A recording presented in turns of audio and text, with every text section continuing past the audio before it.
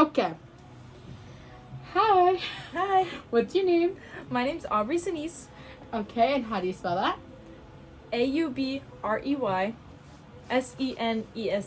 Awesome. And do you consent to being recorded? Yes. Awesome. So, what's your title? Like, who are you? What are you doing here? I'm a student at the University of Illinois Urbana-Champaign. Okay, beautiful. And what's your major? My major is brain and cognitive science. Awesome. What year are you in school? I'm a freshman in college. Awesome. Cool. So, this interview is going to be a little about you and your background in music. Okay. So, how would you describe your relationship with music? I would say that music is my everything. I live and breathe music. Music is all my emotions. Music is all my experiences. Every song I know is connected to an experience that I have. I remember every single song I know. I remember the exact moment that I discovered it. Really? That's really interesting. Yeah. Can you give me an I know example? 5,000 songs. Wow. And an example would be, okay, here's an example that comes off the top of my head. Off the dome. Off the dome. One time I was driving home from a rehearsal of some kind. This was middle school musical rehearsal. And my dad was driving me home, and I told him that I wanted to get into rock music, and he was like, well, I have something for you. And he played Welcome to the Black Parade by My Chemical Romance for the first time. And he also played Given Up by Linkin Park for the first time. And I was so gripped on the edge of my seat. This is the best thing I've ever heard in my entire life. And I told him that. And then that started a closer relationship for me and my dad, because we were able to express our feelings for each other and our feelings for the world through song. That's really cool, Aubrey. Okay. How old were you, and when do you think do you remember the moment you found your passion in music? It's always been there. I come from a family that's obsessed with music.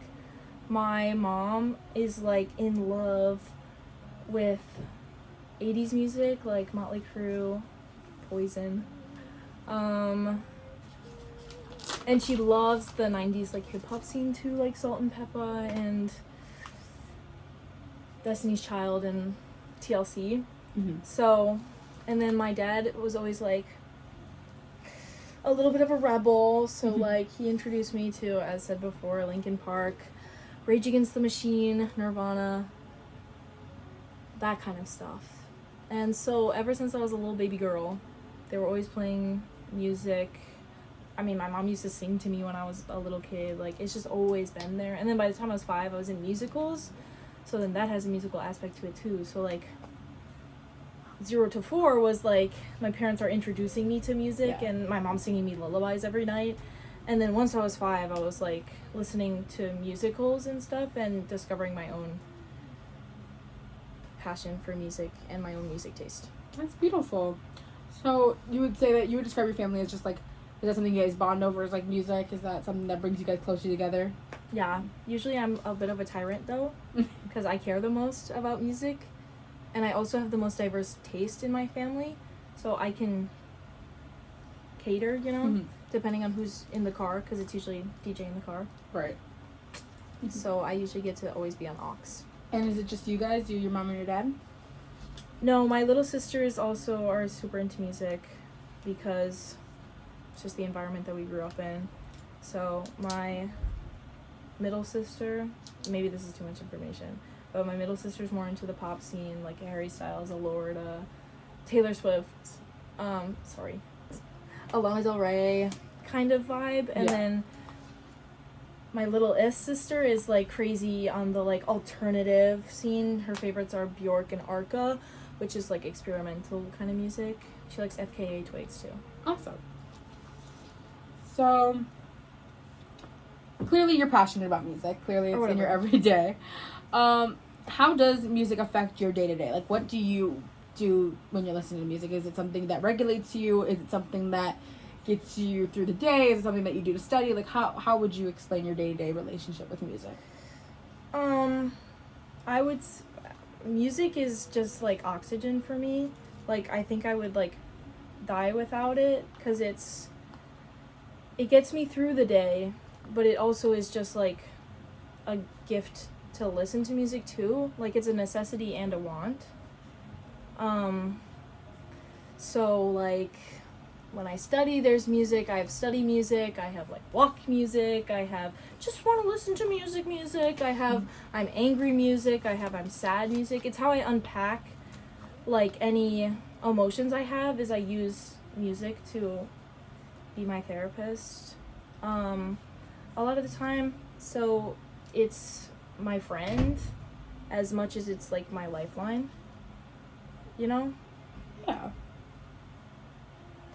And do the other people besides your family around you feel passionate? Do you think like it's something big for the people in your friend group, your classmates, your peers? I don't think that everybody experiences music the same way that I do, because for me, without music, I'm not the same person. But I feel like for other people, music is more like with them in their life, but music is my life, you know? So I feel like it's different, because without music, I would be dead. Oh.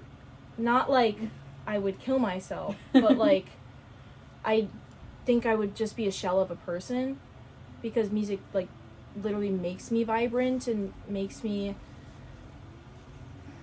I don't know, want to be better, want to keep going to listen to that next album that's coming out. Like, that's like kind of how I keep going, is I'm waiting for the next Bad Bunny album, which, you know, I don't think he's going to do anymore, so that's... Ever? Uh-oh.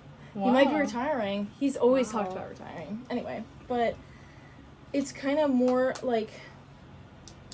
I feel like it's different for me than for other people, but I think that that's the best way for me to make friends, because I have such a diverse music taste that I can connect with people, and that's usually my in, is like, hey, what music do you like? Oh, me too, because I like everything. So, and then I also like always bring, if somebody is in the car with me, or I'm at somebody's place, or they're here at our place, I will always play music for them, because for me, music has to be on. It doesn't always matter what it is, sometimes, but for them, music is like an enjoyable thing. Obviously, it's an enjoyable thing for me, but it's more, I need it to be there. The need comes before the enjoyment. I don't know if that makes sense. Like, you're reliant, kind of. Yeah. So it just needs to be there. It doesn't always matter what is playing. And for other people, I feel like it matters what is playing, or at least I want them to I want them to like me more, so I'll play music that I know that they like, because that's usually the first thing I find out about someone. Interesting. Okay. So, clearly, music is big to your life. Now, the big question is, you're in school for BCOG. Why not? Oh my goodness! Why not lyrical theater or music itself? Okay, so, for those of you that don't know, I did go to high school for musical theater. And actually the reason that I went to high school for musical theater was so that I didn't have to do it in college, because I love music, and I love musical theater, and I love acting, but it's not always a reliable field. Especially, even music isn't a very reliable field either, unless I want to be a teacher, which, no hate to the teachers, you know, they got me here. So, but that's just not exactly something I see myself doing, because the music that I like is less musical theater, more just music, like pop rock, reggaeton. But also, I think there's something to be studied between brain and cognitive science and music. There's a study that Harvard did recently, or whatever, that music can actually help reduce seizure frequency. It's Mozart's sonata for 2 pianos in D major or minor, I don't remember. But they would play that for people with epilepsy, like the one with grand mal seizures, and there were people who didn't get the music, and there was a correlation there, question mark, because nothing is really for certain in early stages of scientific experimentation, but there's a secret clear pipeline between being a huge music fan and studying something with the brain, psychology, because music can affect people psychologically. I know a thing or two. And it can also help medically with the brain. And there's like early studies with it, and like whatever, maybe I want to study that, you know? It's pretty cool. Okay. And have you made it your business to be involved in music currently? Yes. I am a part of WPGU 107.1, the alternative radio station. It's low-key best case scenario for me because I don't have to find a band to perform music, which would be fun, but a challenge. I get to share music that I'm interested in and like edit it and stuff to share with the world. Pretty cool. The radio station. And how'd you get into that? Well, my roommate is a part of WPGU already, and I followed them on Instagram because of her. And then I saw that they were hosting an info night, and I thought that and also Pitch Perfect. Hold on, let me tell this story instead. So basically, if you haven't seen Pitch Perfect, Anna Kendrick is the main character, and she's kind of this alternative emo cool girl, who's possibly, I'm not gonna say that,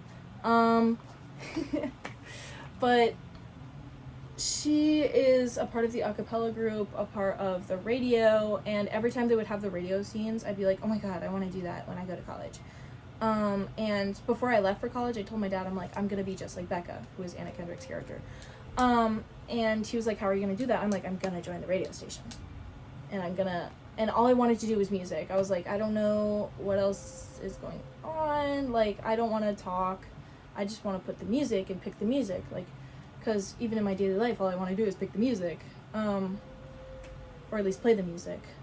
So I was actively seeking out being a part of the radio station at college because of Pitch Perfect. And then also alternative is just a plus. Cool. And you're a fan of Anna Kendrick. Is there a favorite genre in general of music that you have? Like, do you have a favorite top genre? Can you name it off the dome? Basically, my top favorite artists would fall into the category of grunge. Sorry. Good. Grunge, pop, rock, and I guess, what is Bad Bunny? He's reggaeton. Yeah. I guess he's like more like Spanish trap. Yeah. The album too. I feel like the only Spanish reggaeton- rap, because Young Miko too. Yeah. So like Spanish rap,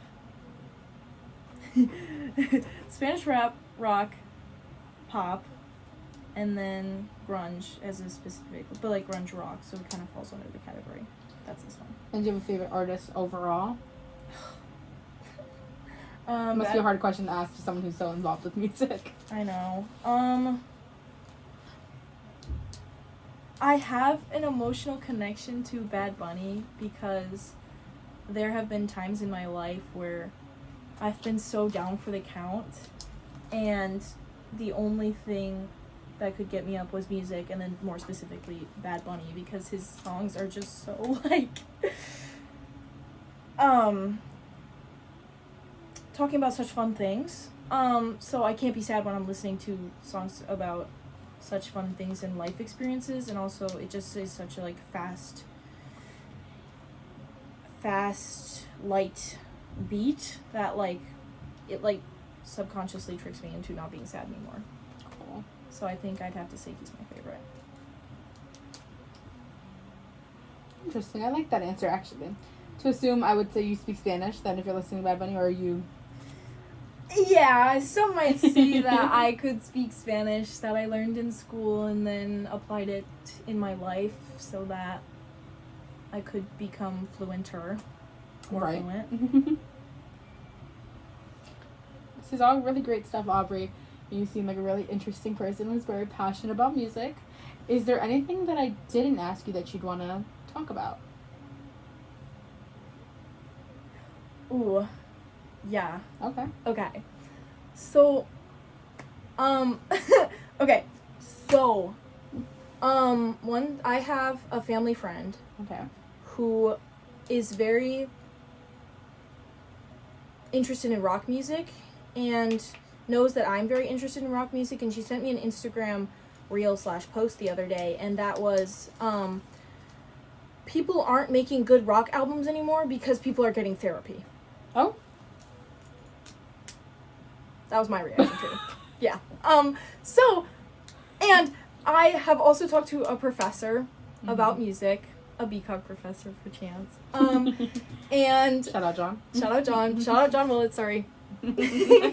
And he also agreed with a little bit with that post, more in the fact that nobody's making rock or alternative. Everybody's making music that sounds the same because it's a money grab. I have found so many newer artists that are not making that kind of music. They're just not getting the platform that they need to become bigger because there is more of a market for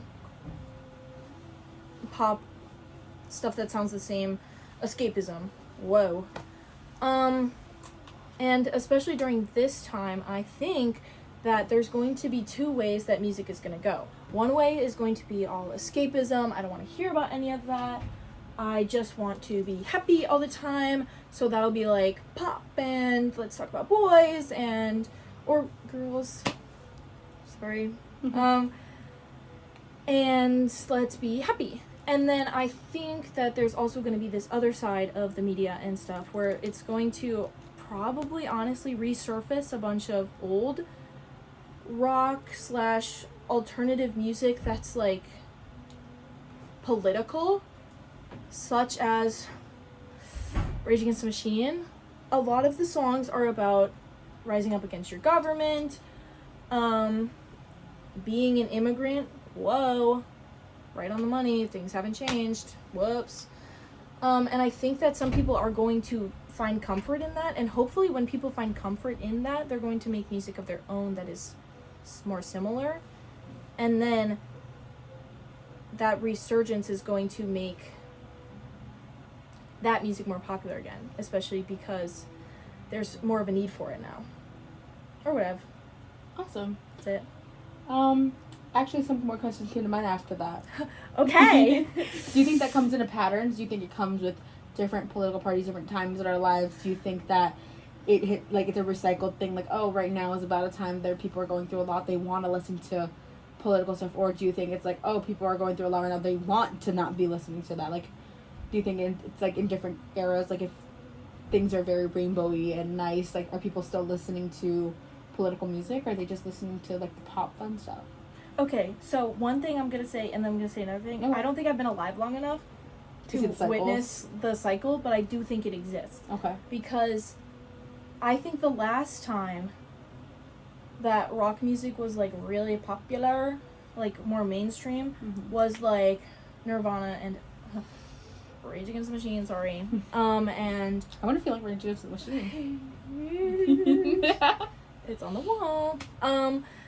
And that was more popular and prominent in the 90s, which I didn't care what was going on because I wasn't there. But then it almost makes a complete disappearance from mainstream in the 2010s, and like that's when like this crazy pop music pops off, and it's in the mainstream. It's all Pitbull and Kesha, which like great music.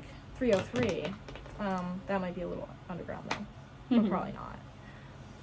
Actually, that's a little early. It's like 2009. But there was stuff to worry about, but 2008 is when Obama got elected. Correct. Sorry. Okay.